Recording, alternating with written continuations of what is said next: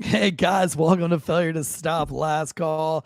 We're backstage. The show doesn't start for another 30 minutes or so, 25 minutes or so. This is typically goes out to our paid members only, where they get to sit backstage with us before the show. But since we're doing 7-day free trials on Patreon, we got to do the 7-day free trials for the paid YouTube members as well. So if you want to become a paid member and you want to get backdoor access to behind the scenes like we are right now, you can pay the $3 a month and you can be backstage with us a couple of times a month, asking us questions, hanging out in the chats before the show. Sometimes it's fun and entertaining. Sometimes it's just me studying really, really hard and staring at my computer. And sometimes it's just me arguing with Dead Leg over what we should do and what we shouldn't do. So if you like the behind the scenes, this is a chance for the public to see this for free. And if you guys have any questions of us while we get ready for today's show, let us know. We got in here a little bit early, so I think we're ready for today's show. Are we, Deadleg? I think so. As ready as we ever could be. Our Ben Allen says, notes, howdy from Maine. What's that? Go ahead. Howdy. I said our notes, we've got a lot of notes for today. So whenever we have a big note day, that's usually a full day of content. Well, you usually get to the end like, all right, well, we'd stop talking. Yeah, it's a lot of news this week.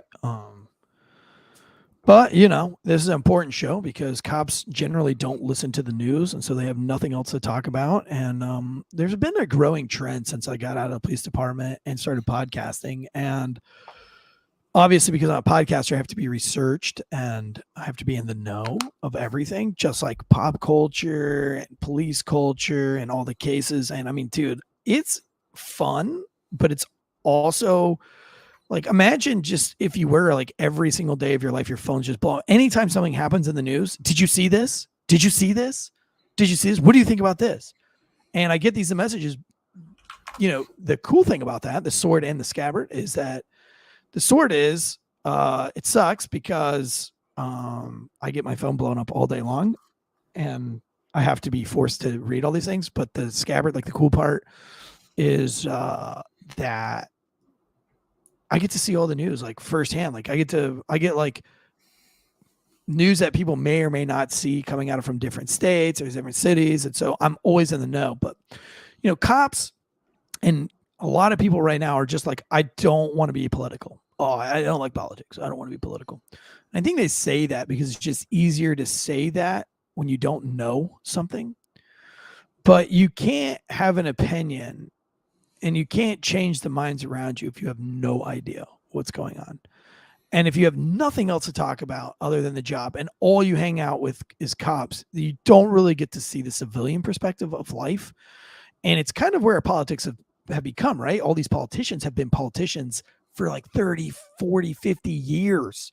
They have done nothing but be institutionalized in elementary school, high school, college, politics after college. They've never had a real job. They've never lived in the real world. They have no idea what it's like to register their car or get insurance. They have assistants that have been doing that for them for 40 years and they've lost all sense of reality. And so I think, once I stopped becoming a cop and stop looking at things through a cop's lens, I really realized that, man, people have people aren't just out there to break the law. People accidentally speed.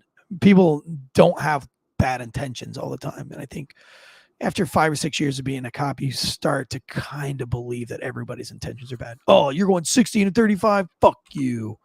When it's like, oh my gosh, like I've got 4 kids. One's at gymnastic. One's at school. I've already been late for picking the one up from school 3 times. I'm going to get, they're going to fine me $50 if I don't get to school on time. And if I don't get there, I'm going to fall behind.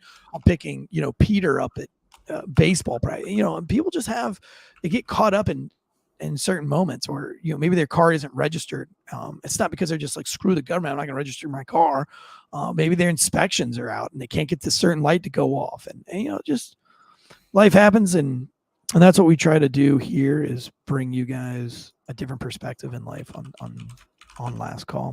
But we always go behind the scenes. So let me talk to some of the people in the live chats. We got Ben Allen, not a paid member, but he's in the chats and that's exciting. Ben, it says, stay blessed, folk. Ben, what's your story, homie? Type us your quick story. If you haven't seen the Nutty Putty episode, you know what's funny, Ben, is we had a producers meeting this morning, and that I got to sit in on it. He didn't know he was going to sit in on it, but he sat in on it, and we were going over like how to make the shows better, and we go over the numbers. And I said, man, there was a chat yesterday that made me smile, and it said that somebody said that their favorite episode was the Nutty Putty episode, and that was the episode by myself. And that was really funny. So thank you, Ben. That made me feel really good. That story is still one of the craziest stories, right? And you know what? Like, nobody was really talking about that story, but now I see it a lot. Like, I'm starting to see it in other places. So other people are catching on to the story. Bone Club Fleece Austin says, morning, everyone. Good morning. Bosco's up in the chats. Bosco's got a new podcast out. Bosco, why don't you put in the chats your new podcast, buddy? Falconator says she'll never forget the Nutty Putty. Man, neither will I. Depressing, sad. Happened like day before Thanksgiving. Oh my God. Jeez. Tim Anderson says hello from Iowa. Iowa, man. The land that's been forgotten. Tim, how is it in Iowa, my friend? Ben Allen says that was me. Very welcome, Tansey. It was good to watch you take the reins. It was fun, man. It's hard to take the reins, though. Just like in today's producer meeting, man, we were talking about like all the other shows, and like we talk about the negative, the bad reviews, to see like, which ones are substantiated or like what people are putting on YouTube. And, that's hard to do because you have to objectively look inside and say like, what can I do to be better? But sometimes you kind of want to argue and push back because you're not going to make everybody happy. And yeah. So sometimes it's good to have a really good review. Yes, Bosco says Forever Road podcast, music and automotive pop culture. Super fun and entertaining. I need to give it a listen. I have not listened to it yet, but I am going to. I'm not into automotive stuff, and I'm not really into music. But I'm going to listen to it because I really like Bosco Autry, and I've actually talked to him on the phone before, and so I'd like to see what he's putting out there. Ben Allen, just a dog trainer from Maine, spreading the goo gospel to all the local police departments up here. Ben, thanks, dog. You're a dog trainer. So are we police canine or just like regular dogs? Kind of dog training we doing up in here? Bosco flies solo in his show. That's hard to do, Bosco, man. Like running a solo podcast, extremely difficult. I remember when I started Last Call, for those of you who don't know the whole history, I started out as just being a co-host on Drinking Bro Sports. And that was fun. I kind of managed the tailgating section, which is really cool, but I wasn't the main podcaster. I was a co-host, but like, all I did was like manage where we were going to be, when we were going to get there, what celebrity we were going to have on the show. And then I had the sports dude, Boston Joe. And then he would like knew all the sports. So I did zero research for the shows, and all I had to do was be a drinking bro. And that was really easy. So when I started with Failure to Stop with Mike the Cop, Mike was the man and still is the man. And he could just talk forever, and he was very learned on things and very in the know. And then when he retired and I was left to do this on my own, it took me a minute to find people like Dead Leg and Drew Breezy and Andrea Uplate. So doing a solo show is like so hard, man. So hard. Yeah. And Bosco, yeah, I bet you it's like, once you get into that routine, once you are a solo podcaster, I promise you, it'll take you a year before you'll look back a year from now. If you keep doing it, you'll look back a year from now and be like, man, I'm embarrassed. I mean, I'm 3 years into this, and I look back 3 months ago and I'm embarrassed. I mean, I literally become a better podcaster every week, every month. I become a better manager of the show. I become a better, teammate of the show. And I look back where we were at in February, March, and I'm just like, oh my gosh, I can't believe that was the direction I thought we should go. Or I can't believe that that's how I talked on the show back then. Or I can't believe that's the idea I tried to run with, So just know that whatever you're putting out now, dude, a year from now, you'll be 10 times better if you just stick with it. Ben Allen says any private training, usually calling in on aggressive cases. Boarded Prince William County's K9 unit back in Virginia. Very cool. Very cool. Yeah, aggressive dogs, man. Scary. Pasco says I've done a damn good job too, and thank you for the mention. No, dude, I appreciate you guys. For those of you who are just tuning in live, we are just backstage. The show has not started yet. Hey, can you put a scroller up? Do you know how to do that, Deadleg? Yep, I think I can do that. What do we want to say? It says like your backstage show starts at 12 o'clock or whatever. Will Cray says that the show has gotten progressively better over the years. It has. I mean, I think in its heyday, the very beginning of Mike the Cop and I was really, really good. I think Mike and I's chemistry was great at the beginning. And it was in the end, but like when he didn't want a podcast anymore, that made things difficult. But I probably could have used a couple more years studying Mike the Cop before I was set off to do this on my own and to run this as a business. I think I had way more to learn from Mike, but I get it. I know that he had to go and do his own thing and that he had been doing this for a very long time and he wanted to move on to real estate and everything. But I feel like I still had a lot to learn from the man and I missed out on all that. So, Tactical Dude says he couldn't do a podcast. He has stage fright. I mean, podcast is kind of easy because you're just talking into an empty room and you don't really think about it. You don't put a face to the other people. Listen, dude, my first episode with Mike the Cop, and I that was back then we were pulling the Drinking Bros network numbers. So there was, I don't know, like 8,000 or 9,000 people in the live chat. I think he got up to like 14,000 at one point in the live chat. And I was just like, dude, what? Like, I was so nervous. Faulkner says I've done great. Thank you. It's been a fun show. It's really weird because I don't think anybody else has done a podcast channel with so many different styles. So when people stumble into the audio of Failure to Stop, they might love true crime and they might hate Comm Center, or they might love Comm Center and hate true crime, or they might love the breakdowns and hate Uncuffed. And so it's really hard for people to understand that this is a channel with multiple shows. And if they like one particular show, they can always go back to that show. They don't have to listen to every single show. They're not missing anything if they don't listen to Uncuffed. If you don't like a particular style of show, you don't have to listen to it. And I think, that was kind of what we talked about in the meeting today is that, the people who like Uncuffed might hate True Crime Tuesdays because it's too serious and they're there for the funny. But like, we have to remind everybody that, well, then just don't listen to True Crime Tuesday because Uncuffed is its own personality. It's its own human. And we're not going to change that human being. And True Crime is its own human and it acts its own certain way. So it's like, it's a podcast channel. It's just a new concept. And the reason why the concept was birthed or born was because as a police officer, you're sitting in your cop car, as a paramedic, as an EMT, as a helicopter crew chief sitting in the hangar. You want to listen to stuff that's job related. But also you don't want to listen to something that's completely job related. But you can't listen to Barstool Sports. You can't listen to Drinking Bros because it's too audacious. It's too outrageous. So we try to find that line of like what will entertain you, but also educate you as a first responder and gives you something else to listen to, just like the radio 5 days a week when you're down in your car. So that's what the purpose of the show is for. It's just new, Damn, Tactical Dude says he hasn't missed a show in like 9 months. That's sick, dude. Thanks, Tactical Man. That's awesome. One of the things that we're doing that I would not that we're different or that we're special, but we are special.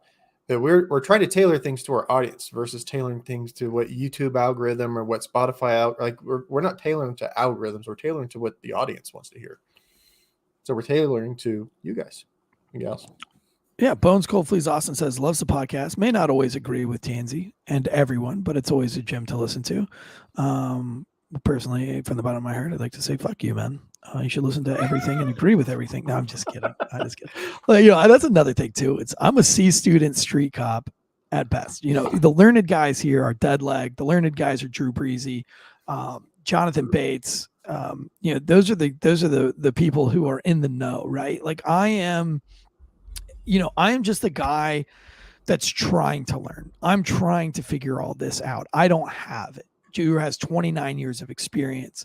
I have 8 years of experience, and my experience was very very narrow focused. It was a pinpoint focus of, I'm a street cop. I want to be the best street cop.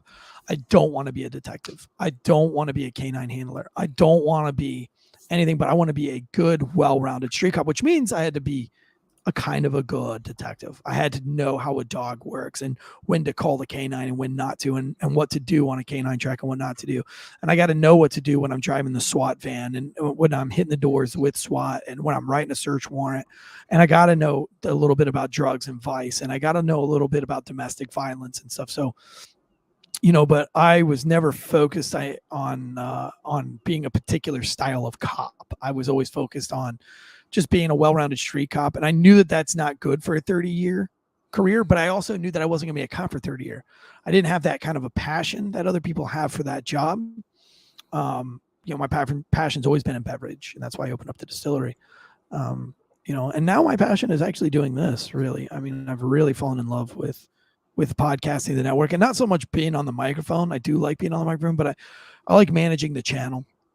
I like making sure that everybody's firing, keeping everybody motivated, trying to figure out what works and what doesn't work. And, but I think you should remember, Bones Cold, that I'm definitely not the guy that you want to say I'm not Joe Rogan, right? Does that make sense? Like when Joe Rogan says something, you want to agree with Joe Rogan because he's been there, he's done it, he's the successful dude. He knows what he's talking about. When you hear something that I say, you might want to be more like, I'm going to research that and see where that's at. Nothing I should say should hold with a grain of salt, except maybe of how to be a good father. I think I've gotten the parenting thing down a little bit, which is when you think you know something about parenting, you know nothing about it. So you have to just keep adjusting, keep learning, keep figuring it out. But if you keep working at it, your kids turn out to be pretty fucking awesome. Ben Allen says, for real, y'all, go tell your local PD about the gang guru baby. Speaking of baby, I saw the bees. That bees shit from the comm center, I have gone back and listened to it like 3 times.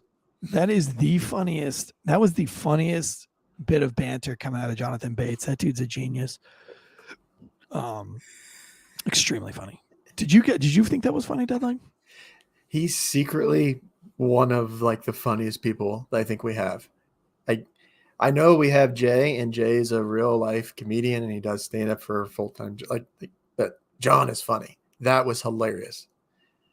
Yeah, he is funny. He's funny. So somebody says here that let's see here. Let me go back up. Wazman 999 says, love all your shows. It's good to get a take on policing from the U.S. Well, Mr. Wazman, where are you from, dude? Drop us a continent. Or a country. A little bit earlier in the chat. He did? He's from UK. Oh, he's from the UK. Or she.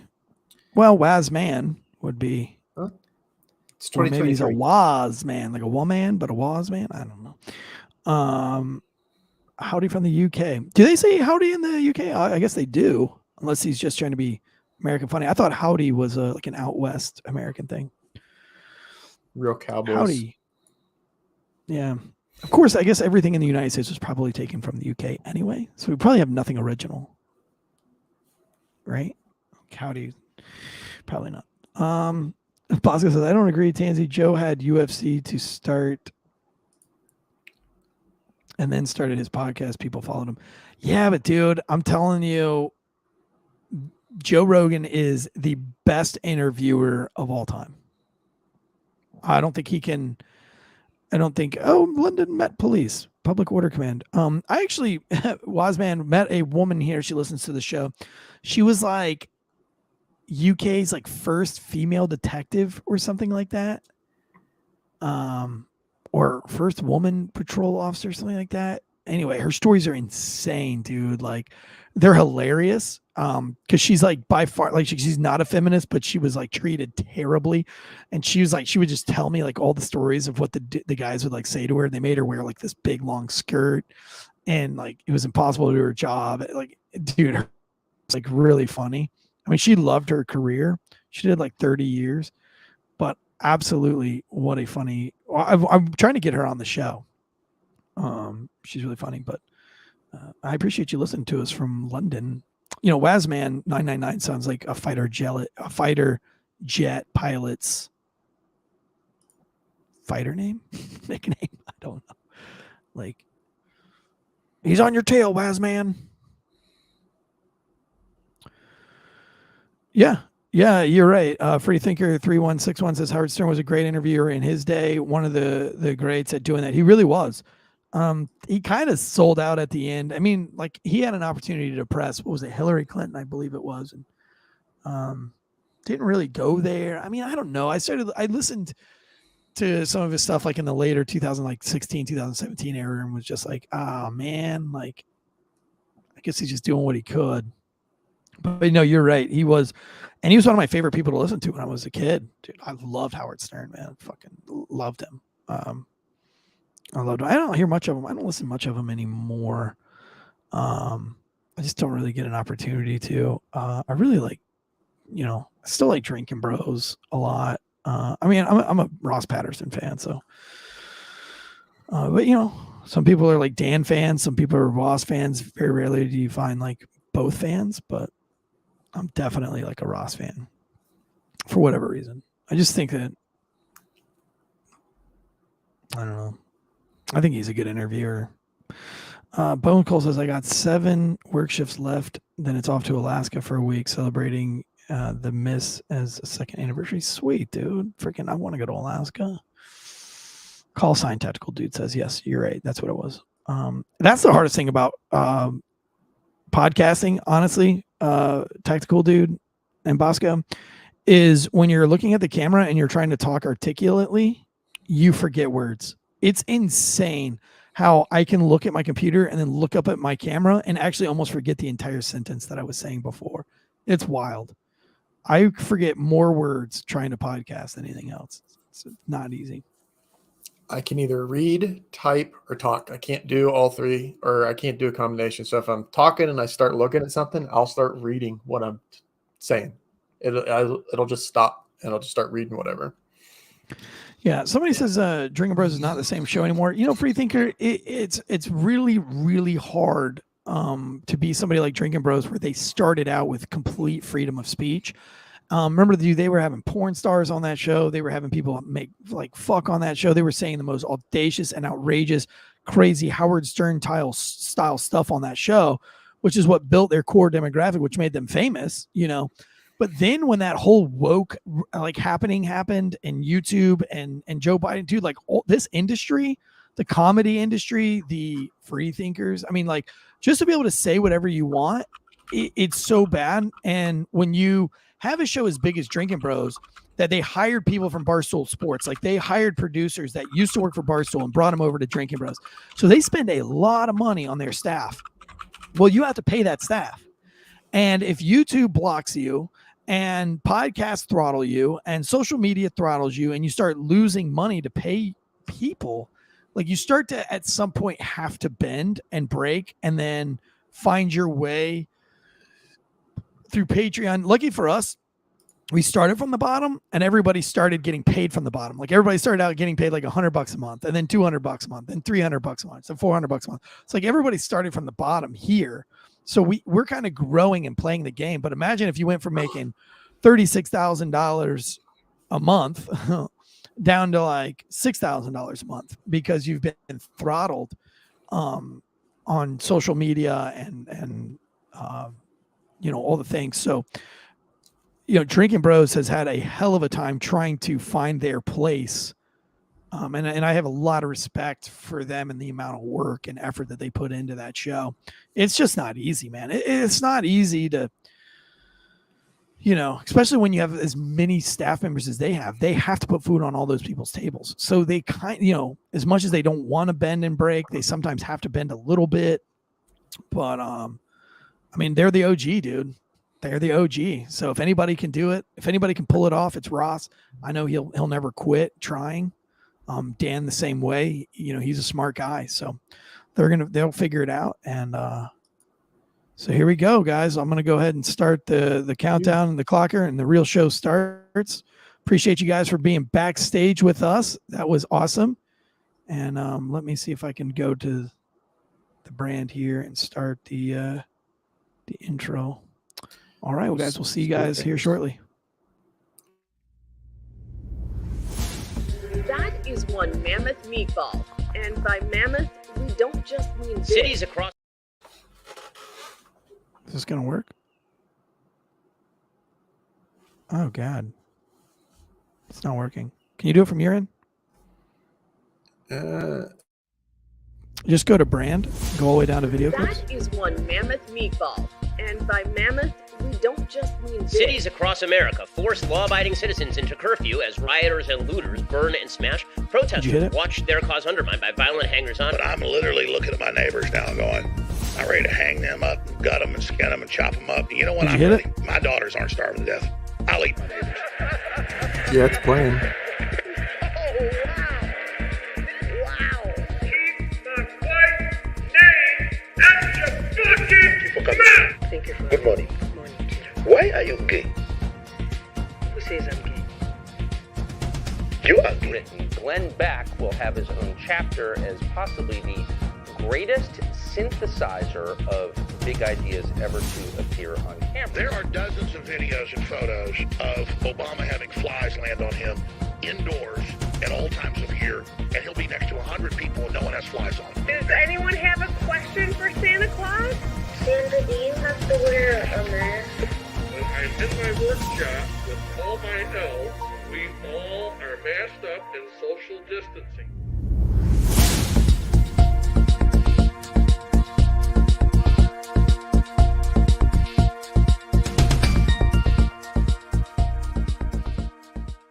The growing calls across the nation to defund the police. To end policing as we know it. Off the charts violence in New York City. 11 people shot in just 8 hours on Sunday. This is Sunday. about the police officers who every single day put on that uniform and they run towards danger when we run away from it.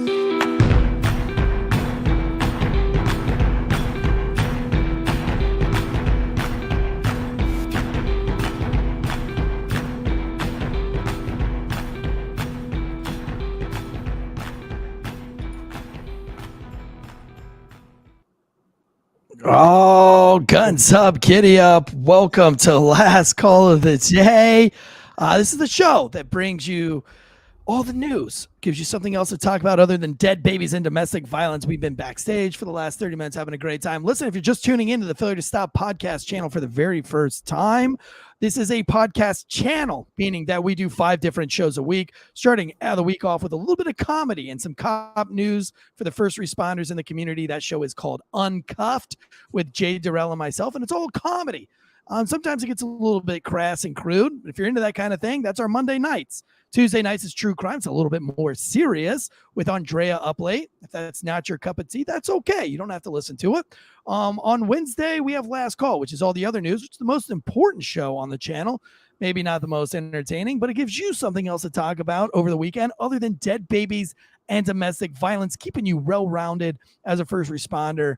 So you don't just sound like a crazy person to everybody around you. Then Thursday, we have Comm Center, which is just horrific 911 audio, crazy 911 audio, all broken down and brought to you by 2 guys with tons of experience, Drew Breezy and Jonathan Bates. And then Friday is a very serious show. It's the breakdowns. By the way, the Danny Holtzclaw case that we're breaking down this Friday is probably one of the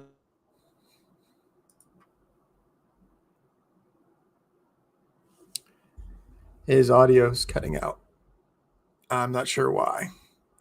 So he's explaining why Danny is going to be one of the most important shows that we've ever done. We're doing all this research. We're talking with, we're trying to get us. I think we're trying to talk with his sister, maybe getting on. I was out of Oklahoma a couple of years ago, right before all the Ferguson stuff really started to get going, and the media railroaded this guy. And we think that we have some compelling evidence and some stories that maybe we'll cast doubt on the thing. Sounds like you're back, Eric. Yeah. Am I back? Am I back on this one? Yep. Sorry about that, guys. Yeah, I don't have the old internet. However, I did break my laptop, and I'm on my kid's laptop, which is the slowest thing on earth. They've got way too many apps downloaded on here.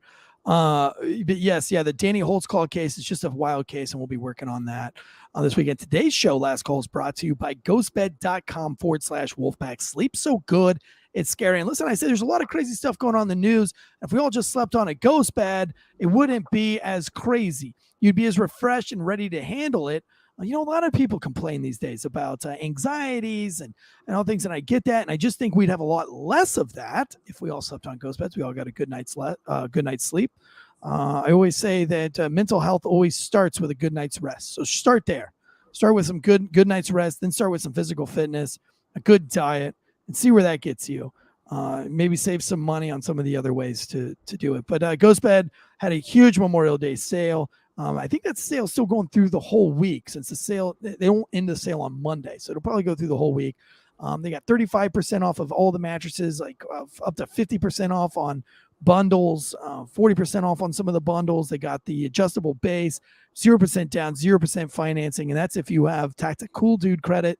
But these things are incredible, dude. Like I said, I sleep in hotels almost every weekend now, doing a lot of travel. And so the Ghost Bed pillow has become my new companion. I do not leave home without my Ghost Bed pillow. And I wish I could take the whole Ghost Bed with me, but I can't. So even if you're having a hard time sleeping, it's not time for a new mattress, you can always get that new Ghost Bed pillow. Use that promo code Wolfpack, and you'll thank me later. But yeah, we have a lot going on in the news today. Memorial Day weekend was phenomenal for me, except it rained the whole weekend. Didn't get to barbecue the way I wanted to. Ted, did you have a good Memorial Day weekend as best as you could?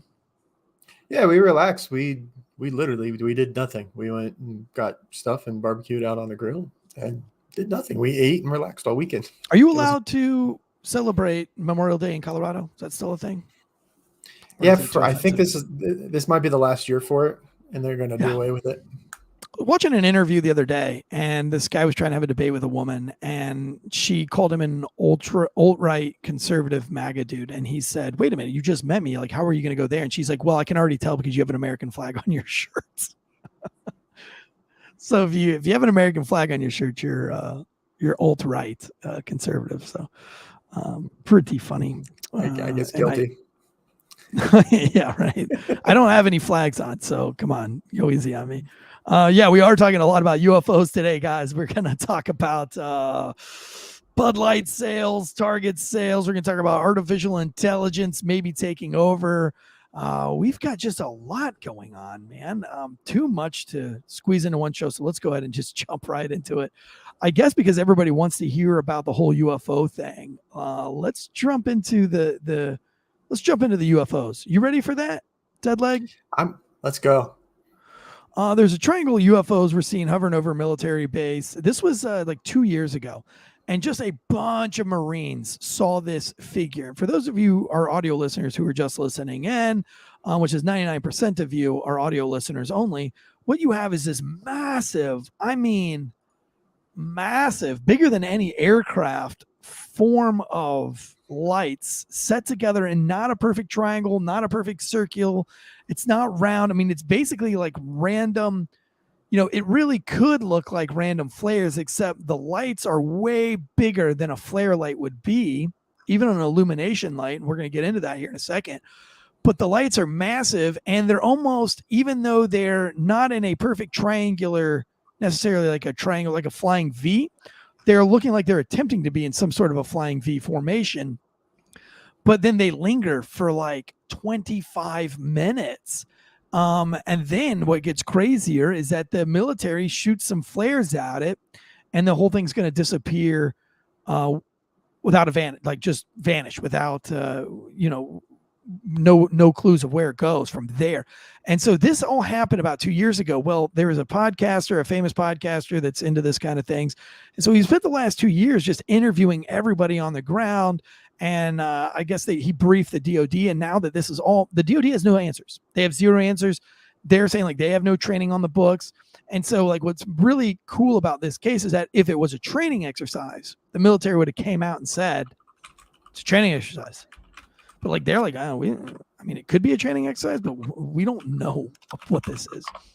And so now it's actually going to be, all these testimonies are going to be heard before Congress, which is really, really exciting if you're a UFO lover. But let me just read the article that I have here for you. This is coming from mirror.uk for our UK fans out there. A mass UFO sighting featuring a silent triangular craft with illuminations triggering air and ground response took place over, this is in 29 Palms, guys, which is a big Marine Corps shithole training area. Anybody that's been to 29 Palms generally doesn't have anything nice to say about the place. So probably a lot like Fort Knox, Kentucky. The startling incident unfolded on the evening of April 20th, 2021 and lasted approximately 10 minutes. Now, some of the sources say that they saw it for 30 minutes. Videos shot by Marines at the military base with their smartphones seem to reveal the presence of 5 luminous objects arranged in a distinct triangular configuration. The footage was brought to light by journalists Jeremy Corbell and George Knapp, who published it through their podcast, it's the Weaponized Podcast, where they discuss UFO phenomena. Now, these guys aren't just crazy loony bird podcasters. I did listen to the episode on this. These guys really, they're skeptics, right? Because they hear this shit every day. Everybody's got something, and they can disprove all the time. They're like, oh, that's Venus, that's Jupiter, that's that's Starlink satellites being shot up. They have an answer for everything. But they haven't come up with an answer like this. And they've interviewed Marines on the ground. They've looked at their DD-214s to verify that they're Marines. They've taken their witness statements, matched it up with other witnesses to make sure that they were actually there at 29 Palms at night. And so they put together a pretty detailed synopsis on what they learned from that night. And paraphrasing it for you, kind of what they discovered was that these illuminations that were hovering were silent. They couldn't figure out what they were. So the first place they go is the artillery. And they're like, hey, you guys can shoot illuminations up. Now, when I saw this, I thought to myself, oh, that's the Arty boys shooting up, illumination rounds to light up the airspace. We did this in Afghanistan, sometimes as a psyop to keep the Taliban awake. We would just shoot them up all night long, just to keep them on their toes. So I have seen these for all night long, for several nights in a row. I'm very familiar with what they look like. And just based on the picture, I'm like, well, I don't know how easy it would be to put a formation up like that. But, these Arty guys got some great technology these days. But then they go and they interview the artillery members, and they're like, dude, we don't have anything that's that big. I mean, these lights were massive, and we don't have anything that can just hover for 10 minutes. I mean, they go up, they hang maybe for a minute or two, and they start to slowly drop. They also leave like a trail behind them. There's like a fog around them, a glare kind of around them. And these lights didn't have anything. These lights were of some kind of electricity type lights. And so on the ground, they decided to shoot some flares up at it to see if they can illuminate the body of what was holding it, because it was evident to them that this thing had a body, like it had a hull, if you will, like an aircraft style hull. And as soon as they shoot the flares at it, the whole thing disappears, vanishes into thin air. All the lights go out at the same time, and there's no artillery that can do that. Now, my own research on this, I thought it looked maybe like a blimp could do this. And if a blimp turned all of its lights off, because the lights are underneath the aircraft, it would appear that there is nothing, that it does vanish into thin air. What are your thoughts? My thought goes, my brain goes a completely different place. So back when we were developing when we were developing military technologies, when it's first seen, it's out of this world. No one can explain it. We have no clue what it is. So when we dropped the first nuclear bombs on Hiroshima, that was crazy. The world had no idea what it was. Well, back up a little bit further, when the United States was testing its first non-piston aircraft, so it has no propellers, so it's a jet-driven aircraft. Mm-hmm. Our pilots wore guerrilla outfits, guerrilla suits. So when enemy pilots or even our own pilots would see these planes out that are flying with no propellers, there's no visible way of showing how it's being propelled through the air. Yeah. To our knowledge at the time, So if they seen that, how are you going to explain that to somebody else? There was a gorilla flying a plane that didn't have a propeller on it. So that's really, really, really, really, really hard to explain back then. So we have so much technology, and like this, I think, kind of tiptoes in the AI stuff a little bit. Not that it's AI, but just the massive technological leaps that we've had in the last 5, 10, 15 years. Right. I don't know that we're not testing something on ourselves. Some technology or some surveillance technology or something like that. Because it's 29 Palms. It's a giant military testing area. You're going to have troops on the ground. If you know you're going to have military, how many times did you go out for a training event and it wasn't what you're supposed to be out there doing? Right. All kinds of times. So I don't know that it's not something out of this world, but we lie to ourselves all the time. Our government does. We talk about it on the show. And we talked about Project Bluebeam a lot, and I think that the Reddit conspiracy theorists, when it comes to Project Bluebeam, are probably just infatuated with this case because it would kind of coincide with like what their theories are of how the end times are going to show up. But yeah, I mean, because it all starts with massive UFO sightings, and if you haven't listened to the Project Bluebeam episode on Night Shift True Crime, you can go back and listen to that. But that was a lot of fun diving into Project Bluebeam. I'm not saying that I believe Project Bluebeam at all. I'm just saying that it's an interesting theory. It's fun to talk about. And this kind of evidence right here is like, it's just more fuel to the fire. It's like flat Earth. I don't believe in flat Earth, the flat Earth theory. Now there's a lot of people that do. It's just really funny to me. So, it's like if they had some kind of weird evidence, like when the space shuttle, this new thing blew up, the flat earthers on Reddit were like, oh, it blew up because he was going to find out the truth about it being a flat earth. Like everything is evidence. I just think this is like some really great evidence for the Project Bluebeamers. But yeah, I mean, I'm kind of there with you. Like, I think it probably could be a military thing. Blimps look very weird at night with all their lights on. They really do. Everything was really weird at night. I thought for sure I saw a UFO, and I jumped on my phone and I was like, I just saw a UFO, blah, blah, blah. And I was like, I know other people are seeing it, like blah, blah, blah. And then everybody was like, oh yeah, we've all seen it. It's the Goodyear blimp flying over to the stadium for tomorrow's game. And it's coming through this area now. And I was like, oh, because it goes so slow and it's got these weird lights, so maybe it's some kind of like a weird blimp thing, but it's definitely something because all the lights turned off at the same exact time. It wasn't like these weren't like asteroids falling from the sky, or they weren't like some kind of flares. It couldn't be like individual drones unless they were all synced to shut their lights off at the same time. But the time that they were like, no sound, they couldn't really get the shape of a body. Although one Marine in the interview said that he could tell that there was a body to the craft, but they couldn't figure out what kind of craft it was. And that's why they shot the flares to try to illuminate what was underneath the lights. And then as soon as they did that, all the lights went out. So, man, I mean, could it be China? Could it be China? I mean, how many balloons have just come over? Yeah. I mean, how many? I mean, this is what, 2 years ago, 2020? Yeah, 2021.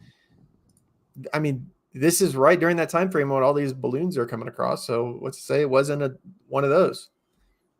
Yeah, that's what I say. And listen, it takes us into our next story today, giving you all the things to talk about other than the job.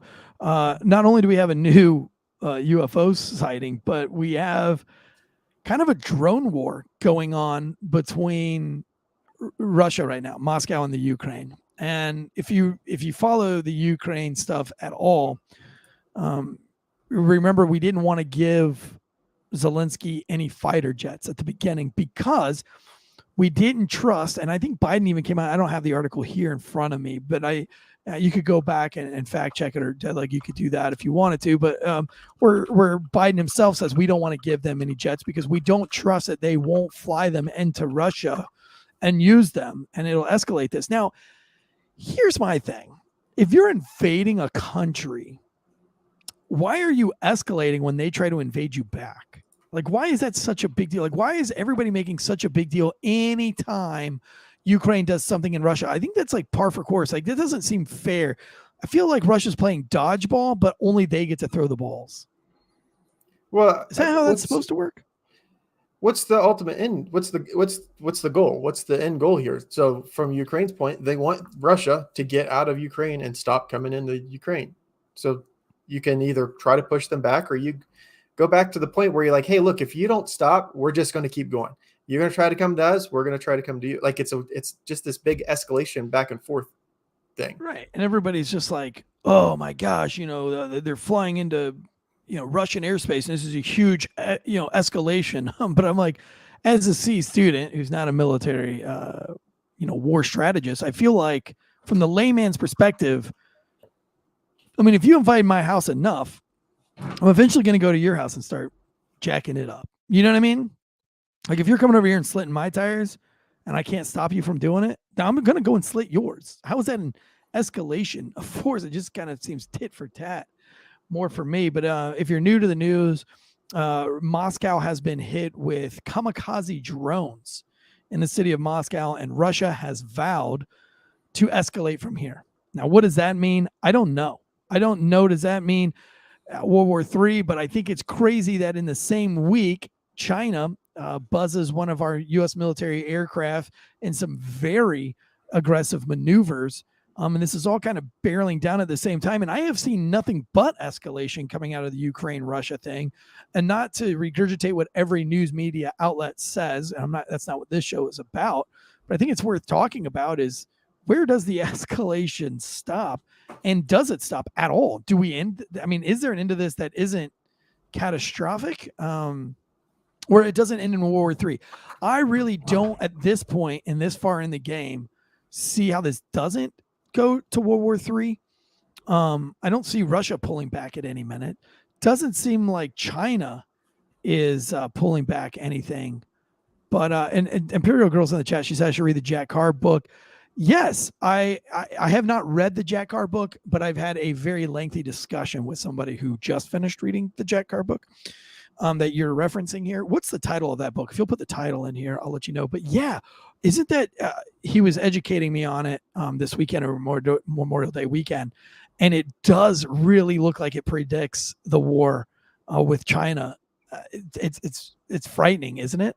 And then when I wake up on Tuesday and see all this news about these drone strikes in Russia, and terminal list, and then I see this Chinese aircraft. Do we have the video of this Chinese aircraft messing with this U.S. military plane?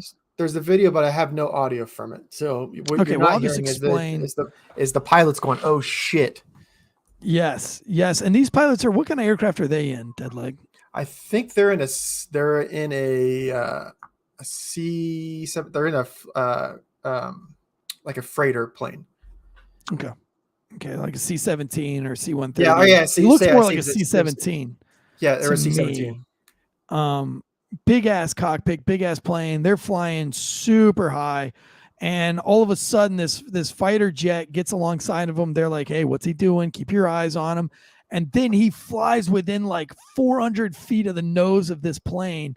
I mean, just in an aggressive, back to the Fast and the Furious maneuver right in front of the nose of this aircraft. The whole craft violently shakes. And I guess that's because they're flying through its jet wash, which is a thing, which can really jack up a plane. From what I've read. So like you know more about that. What kind of damage does that do? You're a big simulator flight. What it does is it disrupts the air over the flight surfaces. So all of what keeps an airplane in the air, same thing with a helicopter, is just the flight surface is creating a lift. So if you disrupt the air coming over the flight surfaces, you lose that lift. So you can see in the video that there's a violent turbulence. So that's what you're going to feel in the plane. But if you're like slower altitudes or with like a smaller plane, like C-17 is a larger plane, so it's not going to be as affected. But that's why, like at airports, that's why they have distances. Like if a Boeing 747 goes to land, you can't land a small little Cessna plane behind it for like 30 to 45 minutes because of the jet wash, because of all the turbulent air that's behind it, because it'll flip planes upside down. Like it'll kill people. So like, not only that, they're less than, 100, 200 meters from this plane, and they're in the air over international water. Like, what are they going to do? Are they going to hit the plane? Like, this is just escalating to another degree. I mean, you're going to have to defend yourself because I mean, you can see as soon as it crosses the nose of the aircraft that the pilots bounce violently and the camera bounces violently. I mean, you can tell that really jacks up that aircraft. I mean, look at that. Look how much it moves. You can see his head kind of going back and forth on a swivel. And I mean, that's, I guess you could articulate, if I'm the pilot, I don't want that shit happening. Of course, I don't think that plane particularly has any, unless it's an AC-17 or an AC-130 or something like that, doesn't have really any way of defending itself. But yeah, I mean, if they're in international waters, but China, I looked into this just briefly, and again, just giving you something to talk about, really not telling you to go at your friends with the facts that I present you. I'm just trying to give you something to do in your cop car. So if it sounds interesting to you, it sounds like something you want to read up on, go for it.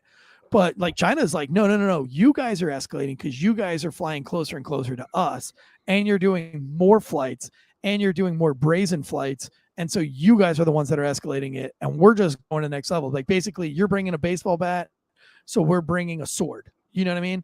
Like, you bring a sword, we're going to bring a spear. And that's kind of way that China, now I don't know who to believe these days, just because the propaganda is so thick on every side. Obviously, I have to go with the United States because I am an American, and we can do nothing wrong. So, but it really shows me that there's more evidence than not that World War III is kind of like imminent at this point. Everybody seems to be escalating, and nobody seems to be trying to de-escalate. Like, there doesn't seem like there's, now we're moving into Mexico and all those things. That's something that we got to pay attention to. So, Clark Culpepper Culper in the chat says that China's main tactic is gaslighting. Sure. But I don't remember us having these problems 4 or 5 years ago. No, 3 years ago. Because it's not that I'm more of a Trump or a Biden guy, but when you have the person in office, they don't need to be completely crazy, but you have to have that little bit of crazy in the back of their mind to think, well, I don't want to poke that bear because they might just poke me back. Like, that's right. that's one of those reasons, like, that I think that over the previous administration, we didn't have none of this stuff going on because no one wanted to play. No one wanted to poke and see how far they could get. But like Bone Cold said earlier, like a couple months ago, Russia did the same thing to one of our U.S. drones, and it came out of the sky. Right. So if you don't think that this is, if you like grains of sand, they'll amass of a desert over time. You don't look at it like that, right. But we don't look at, this is one event.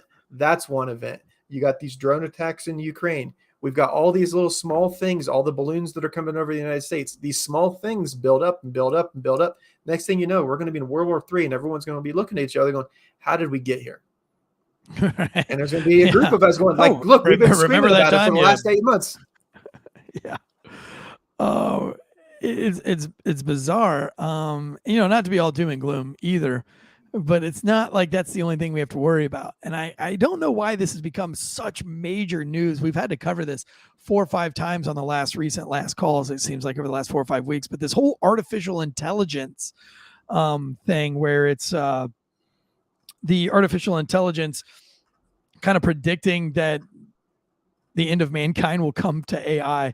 Oh, I'm starting to now think is why is the media putting this out? At first I thought, oh, this is some news that we should pay attention to because this is really interesting. A lot of people are saying that AI is getting out of hand. Now it's almost like it's every day a headline news that AI is taking over. Is this another scare tactic that the media is trying to use against us that I got duped into?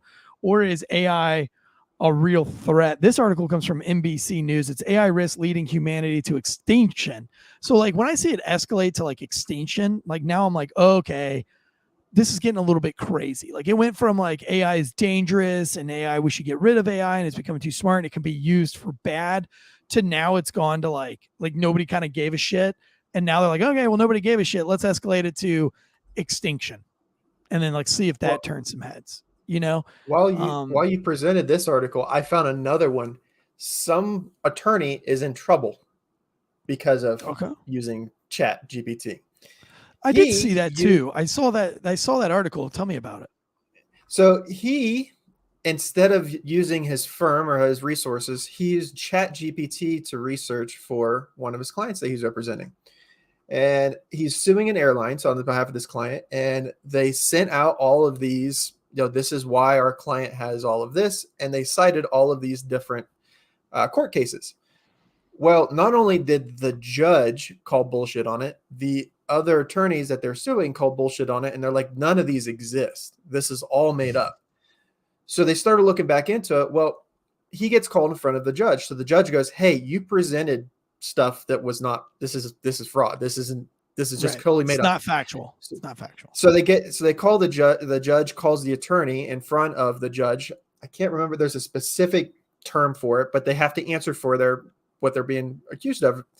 And in the brief that the attorney filed to exonerate himself or explain himself, he uses the actual ChatGPT chat law. So he knew what he was doing while he was doing it.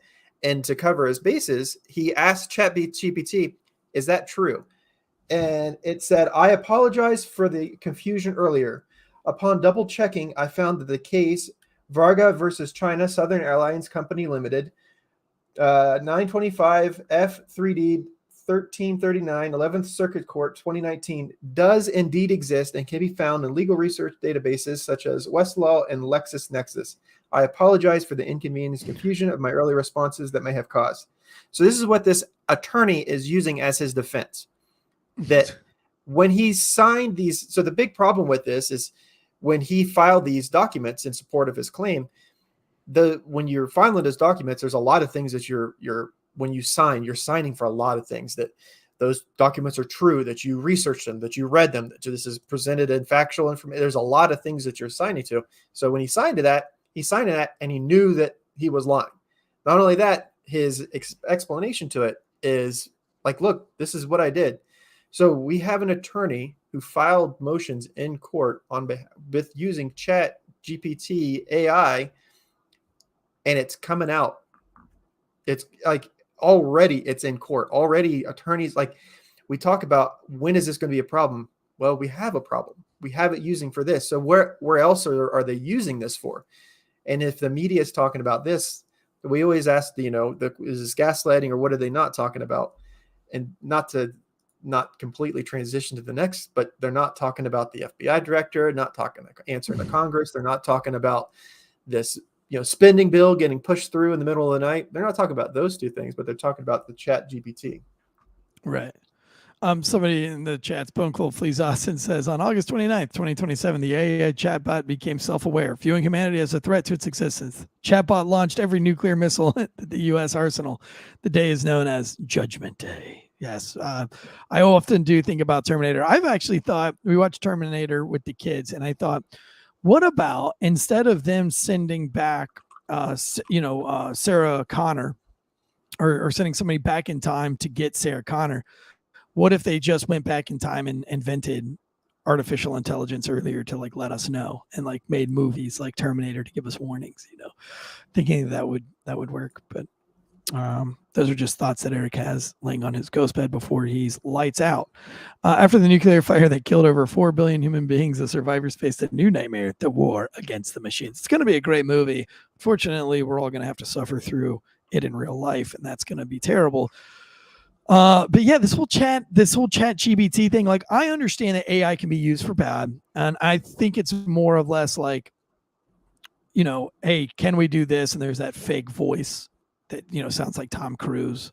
It gives access or gives permission. Those are the kind of ways I see AI being used bad. But it's just I don't know, because there's so much in the news about extinction and AI is the most dangerous thing, that now I'm kind of well, you guys are pushing this a lot. And I always get leery. I always get leery when you guys start pushing something a lot, because you always have agendas. The mainstream media always has an agenda. They don't just post things out. So I don't know. It's just another, scare tactic or distractor to get us away from what's going on, which you did bring up. You did do a little foreshadowing, and I appreciate that, to the FBI getting, not showing up on their subpoena and being held in contempt. I don't know if we have that article up. I'm going to refrain from using my computer and go to using my phone because this computer, again, is so slow. But let's take a look at the holding of the FBI. Republicans to hold the FBI director in contempt of Congress over the Biden documents. The House Oversight Committee Chairman James Comer, this is from Fox News, is taking steps to hold FBI Director Christopher Wray in contempt of Congress after the Bureau notified the panel it will not comply with its subpoena related to possible criminal scheme involving the vice president. So basically, there's documents that prove that the Biden administration is in a scheme or has been scheming, with China and Ukraine. Is that right? Is that the documents? Yep. And so there's a they're not going to turn over those documents. The FBI said Tuesday evening it remains committed to cooperating with Congress. Obviously not. Will provide access to the document in a format and setting that maintains confidentiality and protects important security interests and the integrity of the FBI's investigations. So here's what's crazier, or the craziest thing. So if they hold the FBI director in contempt of court, they send that warrant to the FBI. So the FBI director is now going to arrest himself.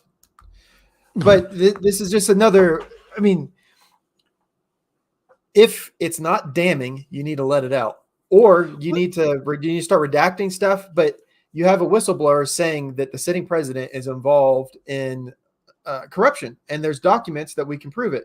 And you have Congress, which is a representation of the people, using their congressional power to say, look, we want the voice of the people wants to hear this. And the FBI is going, no, we didn't elect people to the FBI. They get appointed last time. So, which is, the big debate right now is like, who's really running the country? Is it the FBI and the CIA or who is it? Because it's definitely not us, the people. Because what's that tell the American people? So you tell me that I need to go in front of Congress and I flip Congress the bird and they send marshals to show up. I'm going to go, okay, you're going to do the same thing for the director of the FBI because he's in contempt of Congress. If you're not going to, you got to apply the rules only exist if you apply them equally. And I just think it's crazy that we, the people, like really just kind of allow this all to happen. Because like, what can we do? You know what I mean? But like, we, the people, should be able to fire the FBI director and say like, no. Hey, homie, like, that's not how this works.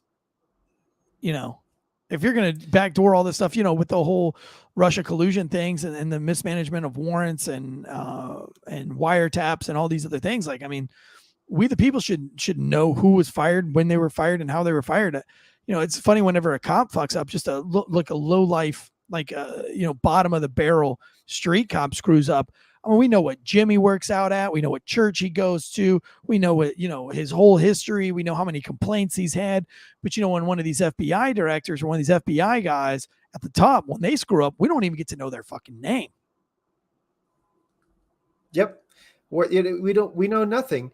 And then when the powers to be are actually called to the table to explain what's going on, they're not explaining anything.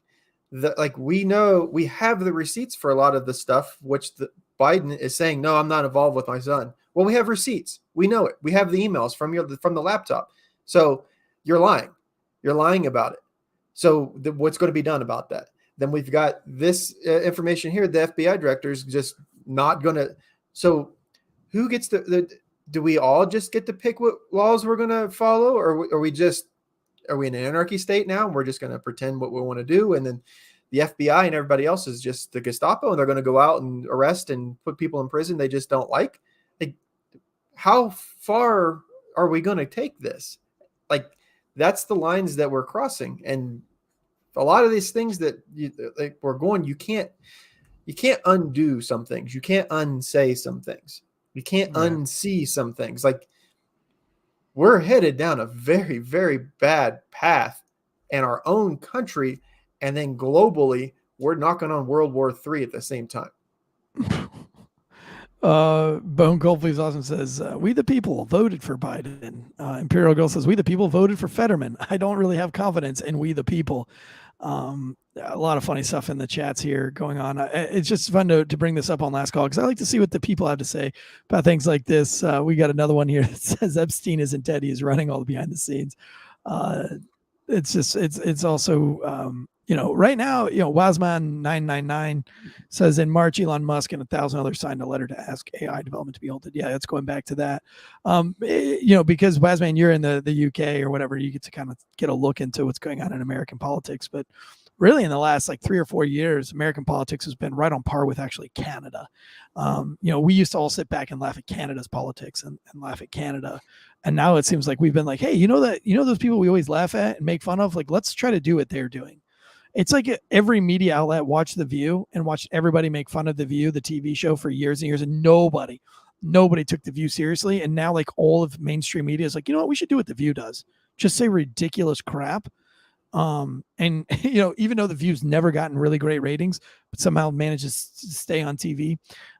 It's the politics here in the United States over the last couple of years has just a rapid decline in this country. And I don't know what stops it, until we, the people, I think the only thing that keeps us free is our guns, and I think that Michelle Obama went out on one of these talk shows and said that, their main goal right now is going after the children because the children are the ones that are going to vote to get away to get rid of the Second Amendment.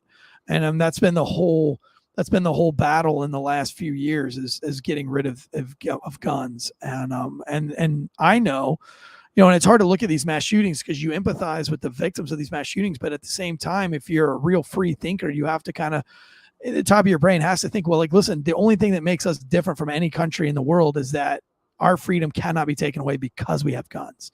And now in the last, 10, 11 years,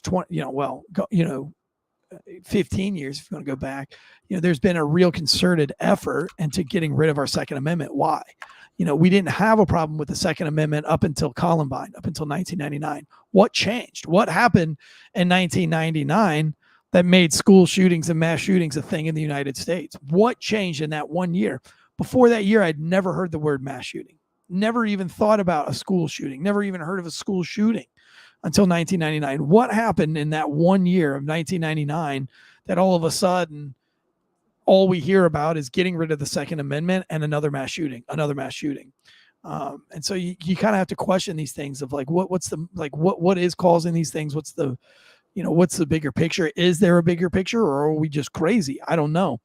But every time someone comes up with one of these arguments for gun control or taking guns away, I present Chicago. If Chicago has some of the strictest gun laws in this country, and this weekend they had 53 shot, 11 fatal. Could you imagine if 53 people got shot in the Hamptons? Wait, the victims age from 2 to 77 years old. Wow. That's Chicago. So if you want to tell me that gun control works, I'm going to present you Chicago, and you can go over there and shut up.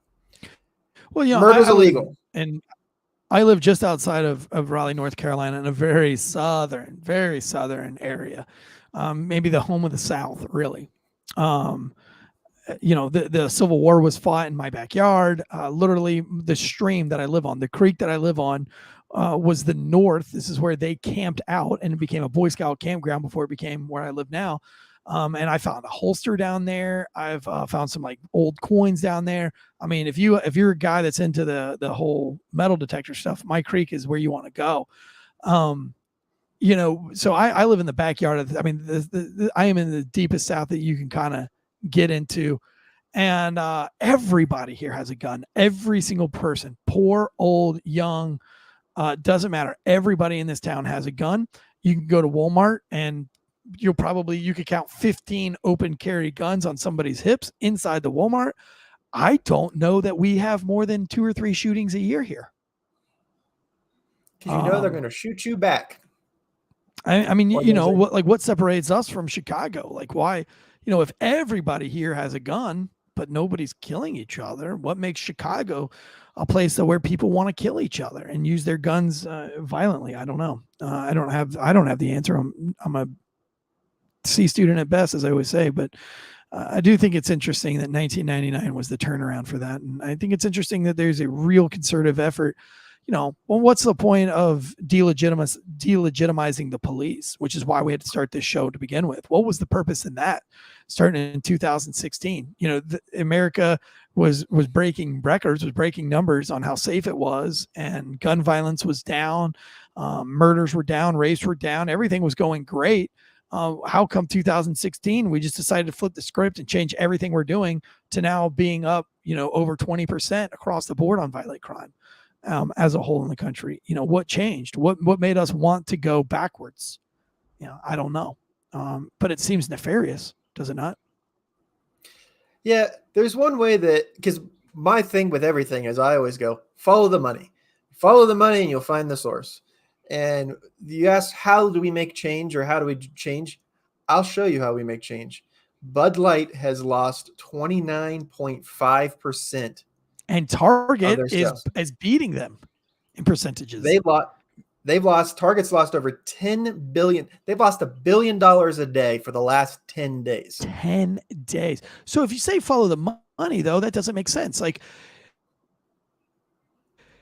and it was catastrophic for Budlight. And by the way, Budlight's only lost 1% across the board of their sales, but 1% is huge. When you're talking about a company that size, what would make Target want to follow suit? Like, you know what I'm saying? Like, if it was follow the money, why wouldn't we all just do what Chick-fil-A does? Well, I didn't pull that one up, but Chick-fil-A is in that diversity, inclusion, and equity as well, because there's this big DEI number, this thing that you get if you're part of your company or your corporation embraces all of these values. You get this score, this ESG score that I talk about. If you don't have enough of this stuff in your company, then you don't have that score. And a lot of that is where you were talking about with sponsorship, where money comes from. So if you don't have this ESG score, then we're not going to let you run ads on CNN. If you don't have this ESG score, we're not going to run ads on your stuff. So it's both sides of it. So we're not going to promote it, or we're not going to let you promote it. You either bow the knee or you're done. That's the one side of it. And the other side of it is the American people going, okay, well, if you're going to lean that way, we're not going to spend our money. Right. I mean, yeah, but it boggles my mind. I mean, and a lot of this is funded like through the George Soros companies and things like that. And you can hear people like Dan Holloway talk about this. You can Dan Bongino, Dan Bongino? Is that his name? They go into all this stuff like in great detail, and those are things that I really enjoy to listen to. It's above my pay grade and above my head, but it's great that they put it all out there, but we still don't really react. This is the first real big boycott that's ever really been successful, though, in the last 30 years. I mean, this is like the boycott on Bud Light and Target will make the history books. It's like a real life boycott. I don't know that they counted on that happening. I think maybe they thought it was a fluke with Bud Light, maybe. I don't know what caused Target to go that hard or that far, that fast, but I mean, it's hitting them in the pocket. And I think Target is suffering even more than Bud Light is suffering. I'll bring this article up for you really quick. Again, I apologize. I have my phone because of the computer, slow computer, my computer here. But this is from the New York Post. 14% drop in value for the blue chip stock roughly translate to a $10.1 billion loss to just $64.2 billion for Target, which has nearly 2,000 stores nationwide. The plummet stands as the retailer's lowest stock price in the last 3 years. The last time the company saw a drop nearly this big was in 2022. With the surge of the COVID pandemic, obviously. Target, which has been caught in the middle of America's culture wars over gender, moved its pride section in some southern stores away from the front last week after it said displays were knocked over by protesters who also could workers. But this isn't anything new. They did some anti-war shit back in the early 2000s that really pissed troops off. They stopped giving. Like they stopped like doing care packages to the troops. I can't remember what it was, but like I remember like all the troops saying like, yeah, boycott the troops, and like all the women, like the wives, the military wives are like, nah, not gonna happen. We still love our target. We don't have our husbands, but we still have our target, damn it. And that didn't work. But this is an actual real boycott. And I guess it's because they're fucking with the kids, and they're I think that's where everybody's going wrong here, is that it's too much involvement of children. Like if you just keep gay an adult thing, if you keep these cross-dressing shows an adult thing where you can go to a gay bar and watch it happen, or you can go to an adult bar, a 21 and older or 18 and older bar club, and see these kinds of shows. I don't know that people would have that much of an outcry or backlash about it, but when you start doing this shit in front of your children constantly and putting it in the children's sections, when you have children's clothing that conceals their genitalia, I mean, like how many fucking kids are out there trying to conceal their genitalia? One or two per school. Is what adult has had that much thought into children's genitalia? That's a problem. There's a list of people that have been doing this on Epstein's. Like this is where it's all, you hear that's all connected. This is where it's all connected. Right. They just leave the damn kids out of it. But yeah, I mean, I'm looking at some children's clothing right now being put out by Target. This is a child shirt that says trans people will always exist. Why does a child need to be making political statements? I mean, I don't think you should have your child. And this shirt, by the way, looks like it fits maybe like a 6-8-year-old. Looks like the size there is a medium. It's in the kids section, so it's a very small shirt. Why does a child that size and that age, aside from Sarah Kelch, who's a big fan of ours, who looks like she's that age, why would a child need to wear a shirt that's that, like, it's like some of these kids at the skate park that, these are 10, 11-year-old kids with big gay pride stickers on their helmets. Like, why do you need to be making political statements at the skate park? You don't see anybody putting like pro-gun stickers on their helmets and shit like that. Like, it's just skater stickers, Very odd, though. Maybe learning math and English and biology and maybe learning that stuff. Not to be active. That's all they're trying to do, is they're trying to breed little activists. Yeah, that's what they are. That's exactly what they're doing. They're indoctrinating and creating little activists that don't ever have real jobs, that spend their whole life going to school and then going to college, never getting a real job, and then going and complaining on why they don't have what everybody else has that has good working jobs. While many, this is covered in the New York Post, while many have likened the conservative boycott against Target to that of Bud Light, which saw sales crash after partnering with the transgender influencer Dylan Mulvaney, Texas Senator Ted Cruz doubted the backlash against the retailer would be as impactful. Speaking on his podcast Friday, the Republican said that while multiple alternatives exist to replace Anheuser-Busch brands, the same is not so much for Target. I mean, that's true. Target has kind of created a really kind of unique space. He instead compared the retailer to Disney, which suffered backlash after speaking out against Florida's so-called Don't Say Gay law last year, but continues to be a financial giant. You can be annoyed at Disney, but if your kids really want to go to Disney World, that can be hard to say no to. There are not a lot of alternatives. There's Six Flags, but Disney World is pretty unique offering. And he's right. There is magic about Disney. But I'll tell you what, we have cut down on what Disney movies we watch with our kids because of the agendas. When I was a kid, the agenda was global warming, like, right, all the Disney movies, Fern Gully, Bambi, it was all tree hugger kind of mentality, like save the planet stuff. And so my parents were like, we're not going to allow you to watch some of these save the planet things till you're old enough. So it's like I could watch Bart Simpson, but I couldn't watch Fern Gully because my parents didn't like. Yeah, I could watch G.I. Joe, but I couldn't watch Captain America. And now I get it, because it really, from day one, has been like an indoctrination of going after your kids. Hey, this is going to put money in our pockets, and we can start convincing the younger kids and the younger generations. Then later on, when they're older, it's gonna put money in our pockets. I just don't know what money this LGBTQ stuff is going to put in your pocket. I just don't see it. It's whatever the advertising on the back. It's whatever that money that we don't see. It's whatever this talks on the backside that we don't see. So whatever talks are going on right now, going, hey, someone had to explain for this. Because shareholders, like they're publicly traded companies, they have to answer to shareholders. Shareholders will ask the CEO, why was this done? What would, in your mind, made this believe that this was in the company's best interest to get more money? Once you get to that point, once you're publicly traded, you have no goal other than to get more money for your shareholders. That's it.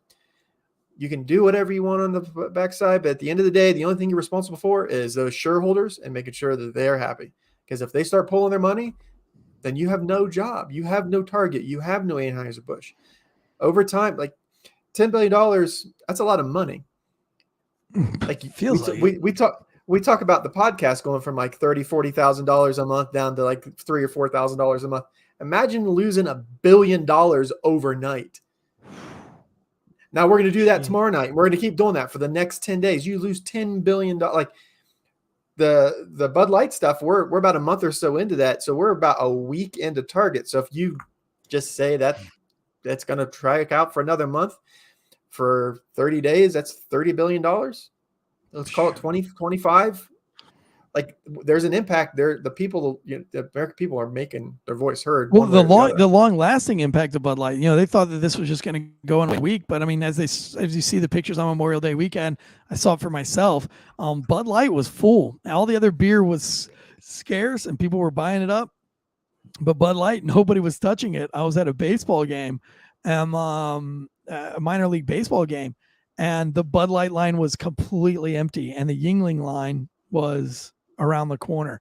So, I mean, it's having a lasting effect. People just simply stop drinking it. And the thing is, they're not going to get a lot of those back because, for some reason, those light beer people, they really latch on to one light beer and then that's what they drink for the rest of their life, even though that it's all the same shit. But like once you leave Bud Light and go to Coors Light, they're not going to get them back over to Bud Light. They're going to stay with Coors Light forever, especially now that they've learned that Coors Light tastes the exact same. Imperial said Ferngully is okay, to be honest. I won't go into the science, but there's a point of no return where deforestation changes. Yeah, listen, I'm just telling you what my parents' thoughts were back in the early 80s. I'm not saying that that's me. I mean, I watch Ferngully now and Avatar and all those other things, but I'm just saying that like even back then, the indoctrination was like global warming and getting us all scared about deforestation and all these other things. And now we've completely moved on from that to something else. Now we're full-blown transvestite, full-blown gay.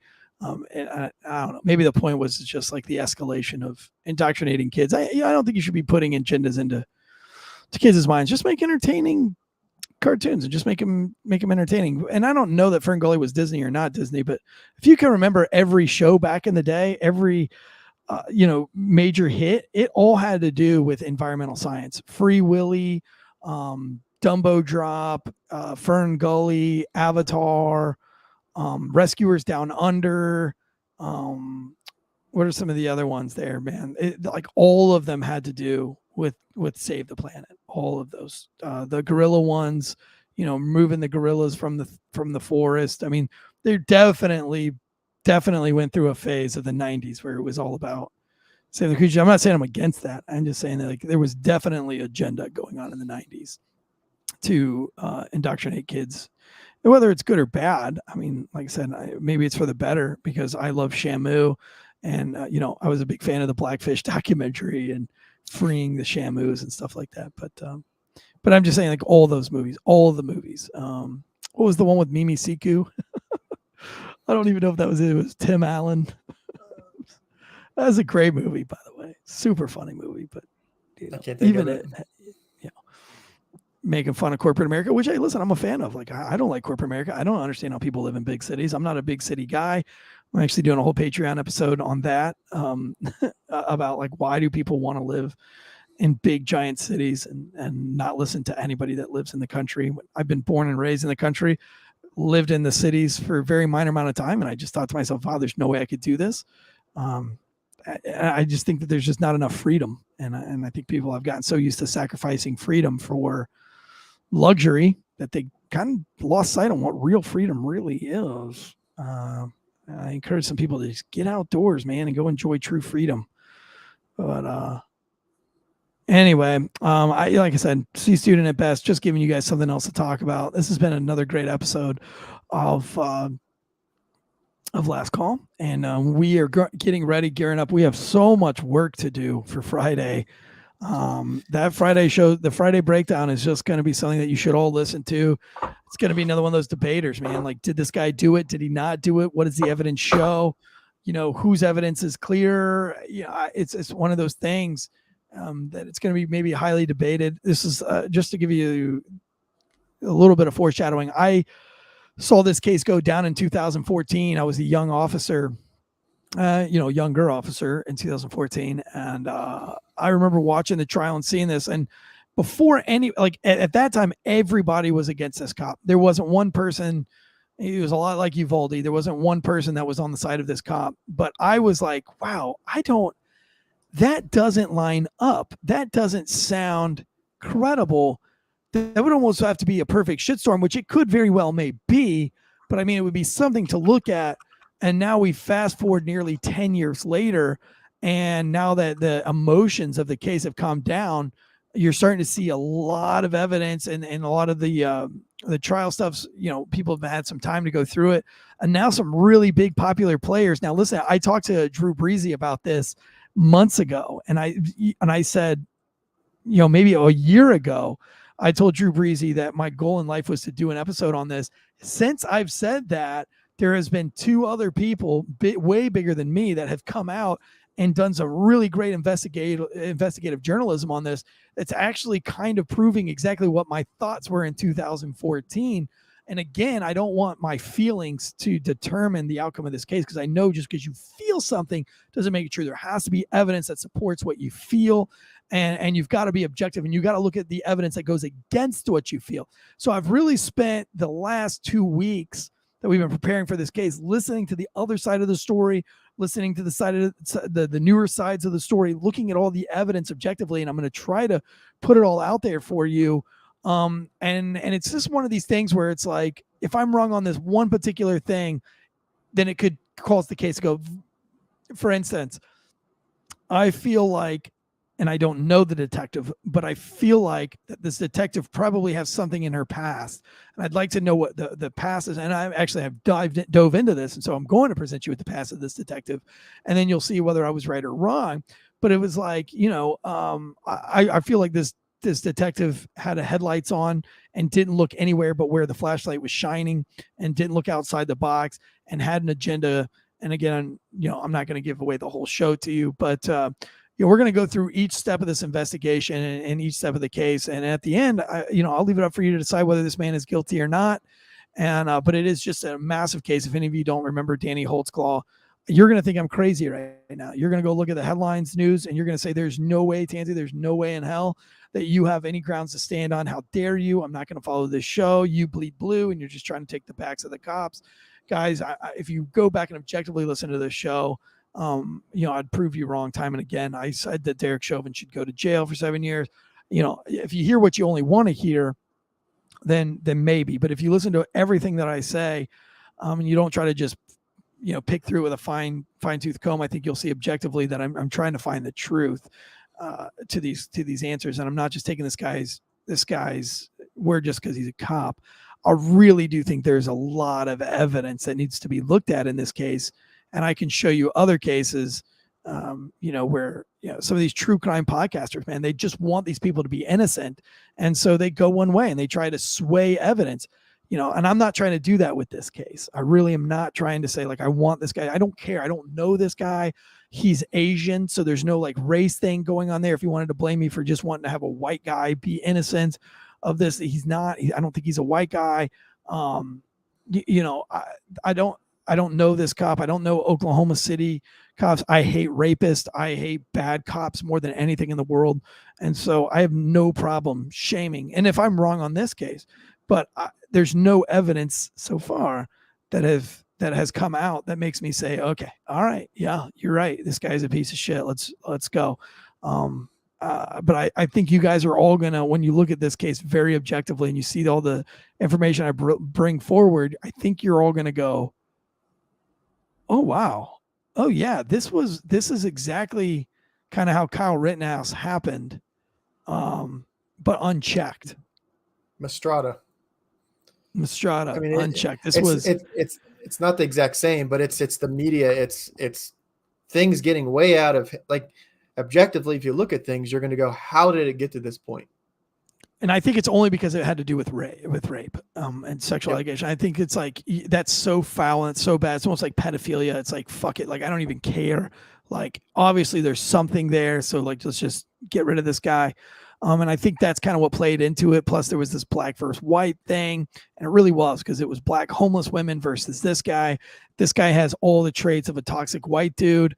But when you look at all the facts, when you look at when you look at all the actual evidence that shows whether he did this or he didn't do this, I think you'll be shocked. And I think at least you'll be like, I don't know that he got a fair trial in this. And again, maybe there's other evidence out there, but I think it's worth definitely another look.